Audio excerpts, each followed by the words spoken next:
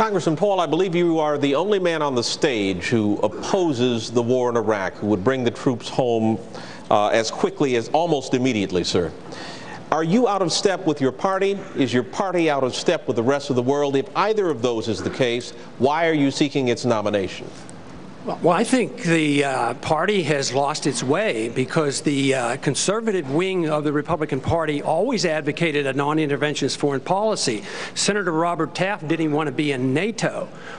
George Bush won the election in year 2000 campaigning on a humble foreign policy, no nation building, no policing of the world.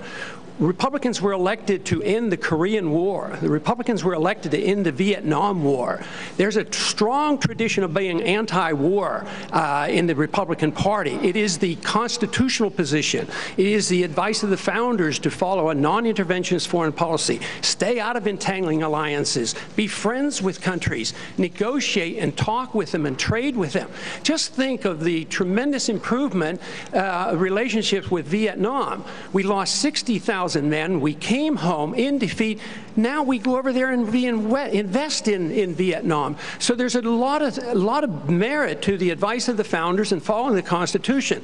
And my argument is that we shouldn't go to war so carelessly. When we do, the wars don't end. Congressman, you don't think that changed with the 9/11 attack, sir? What changed?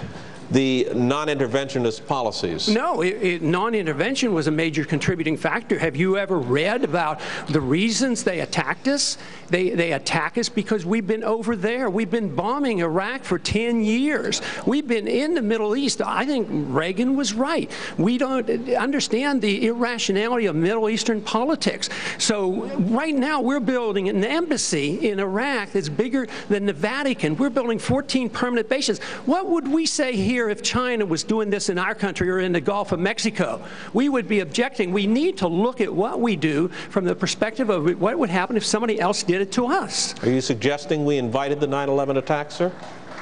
I'm suggesting that we listen to the people who attacked us and the reason they did it. And they are delighted that we're over there because Osama bin Laden has said, I am glad you're over on our sand because we can target you so much easier. They have already now, since that time, have killed 3,400 of our men, and I don't think it was necessary. Wendell, may I make a comment on that? That's really an extraordinary statement. It's an extraordinary statement as someone who lived through the attack of September 11. That we invited the attack because we were attacking Iraq. I don't think I've ever heard that before, and I've heard some pretty absurd explanations for September 11.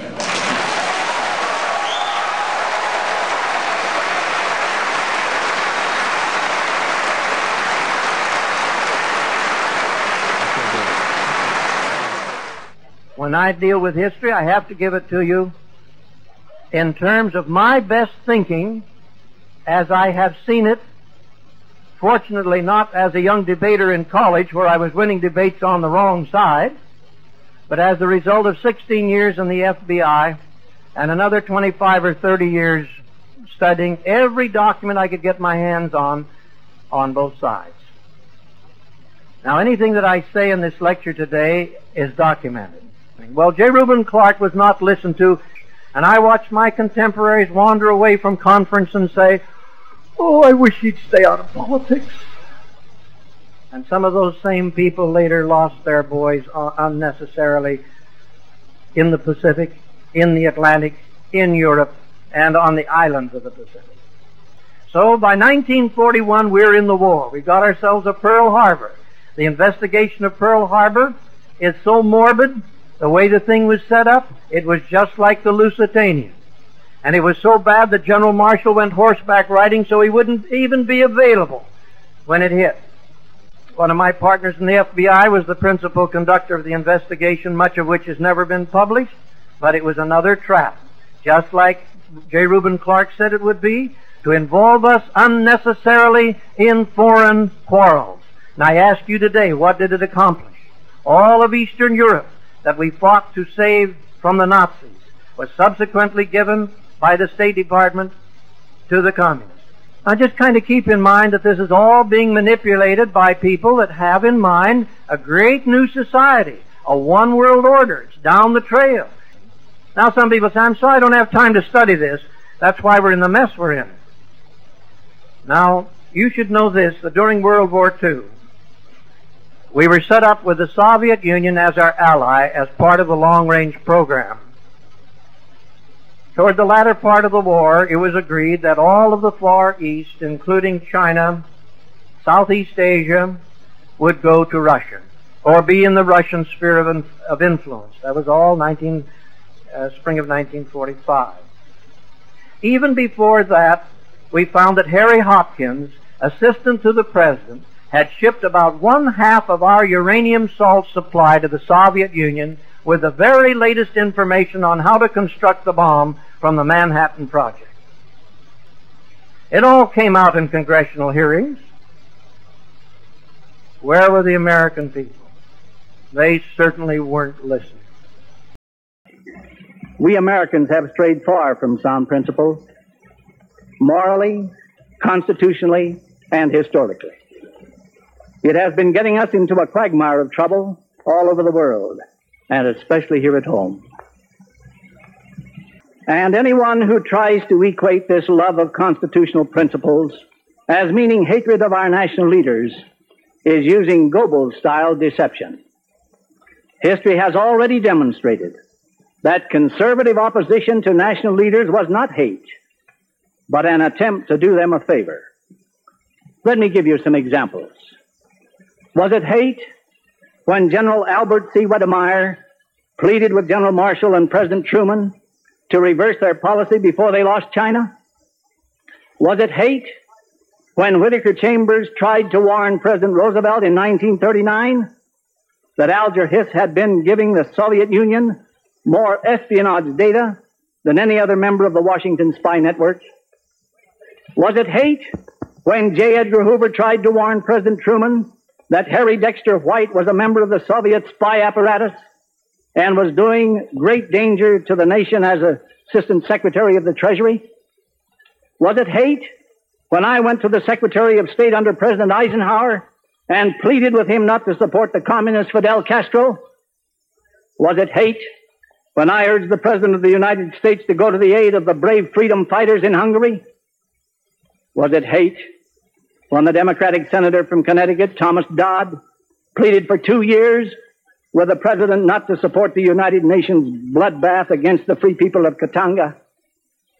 Is it hate when distinguished military leaders advised that an all-out effort could end the Vietnam struggle almost overnight? This list of acts by well-meaning citizens who want and wanted to prevent their presidents from making serious mistakes could be extended at length, but they would all illustrate the same point. History will show that many terrible mistakes occurred because the advice of these well-informed and well-meaning citizens was not heeded. Therefore, I repeat, this kind of resistance to a national leader is rooted in love and respect, not hate. Regardless of which political party is in power, you do not want to see your president make a serious blunder. You don't want him to lose China. You don't want him to allow the enemy agents to make fools of us. You don't want him to lose Cuba. You don't want him to suffer the humiliation of a Bay of Pigs disaster, or allow a Soviet Gibraltar to be built 90 miles from our shores. Every one of these events, which have been so disastrous and which have destroyed freedom for hundreds of millions of our allies, could have been prevented. And the voices of those who tried to warn Washington of what was coming cannot be attributed to hate. It has been out of a love for our country and respect for our leaders that the voice of warning has been raised. What causes one to wonder is why these warnings were not carefully considered and acted upon. Why is it that men in high places in government, regardless of party, have been deceived? I am convinced that a major part of the cause can be justly laid at the door of the socialist-communist conspiracy, which is led by masters of deceit who deceive the very elect. And I would ask the congressman to withdraw that comment and tell us that he didn't really mean that. Congressman? I believe very sincerely that the CIA is correct when they teach and talk about blowback. When we went into Iran in 1953 and installed the Shah, yes, there was blowback. The reaction to that was the taking of our hostages, and that persists. And if we ignore that at our own risk. That if we think that we can do what we want around the world and not incite hatred, then we have a problem. They don't come here to attack us because we're rich and we're free. They come and they attack us because we're over there. I mean, what would we think if we were, if other foreign countries were doing that to us? Can I have 30 seconds, please? No, wait a second. We'll all get 30 seconds. They are coming. We all want 30 seconds to talk about this. Wendell, go ahead. I think I'm going to turn to Senator McCain and change the subject, if I will.